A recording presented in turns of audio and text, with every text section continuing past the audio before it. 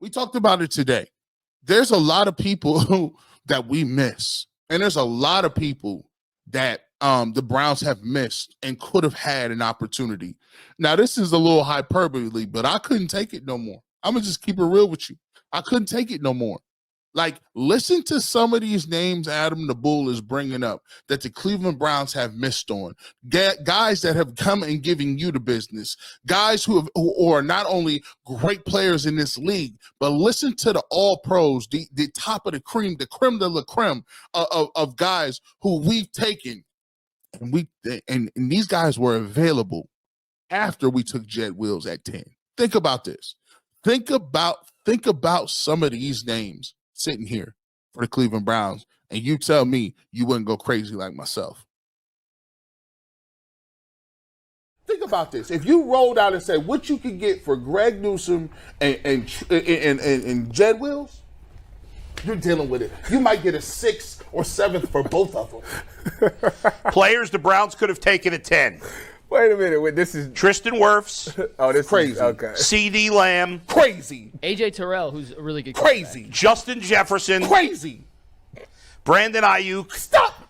Jordan Love. Patrick Queen. All first-round picks after Jed Wills. Get out of here. Get out of here, man. This is unacceptable. Andrew Berry's worse than I thought, man. They misassessed. Oh, my God. What's wrong? They misassessed. What's wrong? He said this is unacceptable. Just say them names again. Say it one more time. All right, here we go. You ready? A lot of names, boy. These are the picks that went after him in the first round. Tristan Wirfs. AJ Terrell. CD Lamb. Justin Jefferson. Brandon Ayuk. Jordan Love. Patrick Queen. Isn't Jordan Brooks a good player, too? He's a great tackler. Yeah. This hurts my heart. But this is the thing, though. Can we be? By the way, throwing these guys at the top of the second round. T. Higgins. Michael Pittman. DeAndre Swift. Can you be fair about this? Jonathan Taylor. Wait a minute. Let's be fair about this. Yeah. When that draft happened, you had just lost Joe Thomas. You had They could have taken Tristan Wirfs. You had I Odell. couldn't breathe. You had Jarvis. I can't breathe. Didn't you have Odell in 2020? I'm pretty sure you did. Breathe, big fella. You had breathe. Jarvis. You had Odell. You had Baker. It's okay. You had Nick Chubb. You're going to be okay. I mean, You're gonna be you all had right. Myles Garrett. You had Denzel Ward. So, like, a lot of them people, like, they wasn't going to take anyways. Tyvis, you tried it. You tried it. Shout out to my man Tyvis, my brother Tyvis over there. He's just the ultimate glass half full type dude. You know what I'm saying? He just look at it so optimistic. They had Jarvis and Odell. They had just lost Joe Thomas. So therefore, you know, Jed Wills was right there for the taking. First of all, Tyvis, Jed Wills was never mentioned in the top tackles in that class. Nobody was trading up to get Jed Wills. Nobody was trading up to go get a right tackle run blocker and move him to left tackle like he was that dude. He's always, listen, this dude has had a guard skill set since he played at Alabama. 2, Tristan Wirfs is an all-pro that was at the same position that you missed on. 3, just because Joe Thomas is out of the, like, you don't go and invest an overreach of a guy. And think about it like this. They like Jarvis and Odell so much that by the end of their careers, they refused to throw them the football, and then they left on a bad note, just like the rest of the free agents that come here.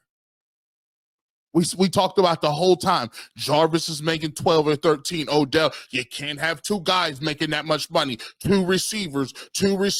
And guess what they end up doing? They end up not paying Jarvis. They end up not, they cut Odell and got nothing for him. And you still didn't have no receivers. So you didn't have you telling me a succession plan of Justin Jefferson and CD Lamb wasn't better than a busting Jed Wills? See, this is the problem. This is the problem. The fact that they even identified, that you couldn't identify all of them names that was coming after Jed Wills is ridiculous. It's crazy. And that's the bigger problem and the deeper problem with the Cleveland Browns. If you go down and you continue to analyze this, and you continue to analyze what we're doing and where we're at. The problem is, it's the evaluation of talent. It's the evaluation of understanding who's a playmaker and who's not. Who's a jag and who's just a regular warm body. I mean, the receiver core is just, I mean, I like Cedric Tillman. He's had a couple of good games here. I think Tillman going to be okay. But come on, man. You hear names like Ayuk, Brandon, Justin Jefferson, CeeDee Lamb, Taylor. Listen, there's picks after pick. Rewind the tape. Go back and listen to it. I ain't got to play it twice. But it's a deeper problem. It's a deeper situation. Because you got the David Bell picks. And think about it like this. In a season where you just moved on from Amari Cooper, why have you not seen Kadarius Toney or Jamari Thrash? Why? The season is over. What are you waiting for? This is the problem I got with the Cleveland Browns. When you watch the Cleveland Cavs, it is night and day. You know what they did? They got somebody in there that knew what they was doing. Coaching matters and talent evaluation matters. And the thing about the Browns is, instead of seeing what you got, instead of seeing and moving some guys around, how is Jamari Thrash not getting no minutes and you've invested picks in these guys? You don't need to see, if you're not going to sign Elijah Moore back, you don't need to see what you got in him. There's nothing left to see at all. Play the young dudes. Listen, to be honest with you, you should be playing Zach Zenner. Play him some more. Cedric Tillman shouldn't be coming off the field. He should be on the field all the time because you need to see what you got. The problem that we got is the more and more we start examining this stuff and looking with a microscope, some of these picks are listen, that pick is indefensible. That's indefensible.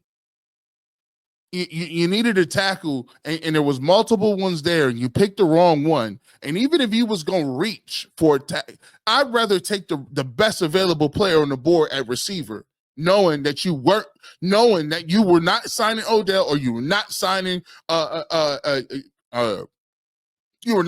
Jarvis Landry. It's again deeper issues.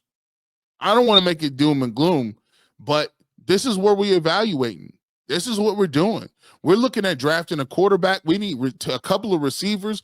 We need to retool our offensive line, and we need to be having questions whether Andrew Berry is the dude that's supposed to be doing it. Because this pick looks crazy. Your top two picks, you've had first-round draft picks, and I don't listen. What can I say about that? He said Andrew Berry has had 5 first-round picks. He gave 3 of them up for Deshaun Watson. You got Jed Wills and you got Greg Newsome. That is not a really good return on investment. I mean, what am I supposed to say?